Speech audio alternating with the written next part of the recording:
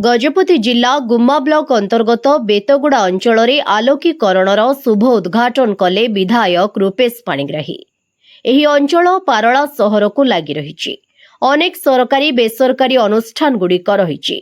एही अंचल में हजार हजार लोक बसवास करती। एही अंचल संपूर्ण अंधार होई रहुथला। स्थानीय लोके किछि दिन हेब विधायकों को अवगत करथिले। आज एही अंचल में आलोकीकरण व्यवस्था होइथिबारु विधायक रूपेश पाणिग्राही को धन्यवाद जणाइछन्ति। एही उद्घाटनी उत्सव में विधायक समेत पौर परिषद अध्यक्षा निर्मला सेठी, कार्यनिर्वाही अधिकारी, समस्त जंत्री और स्थानीय जनसाधारण उपस्थित थिले। ब्यूरो रिपोर्ट, खबर तरंग। आज्ञा मो ना हूँ रणजित नायक, वृंदावती नगर बासिंदा। आम अंचल स्ट्रीट लाइट नाला टीपीएसडीएल तरफ ये प्राय 101टा स्तंभ पोता जाइए विद्युत चार्ज हो पार नाला।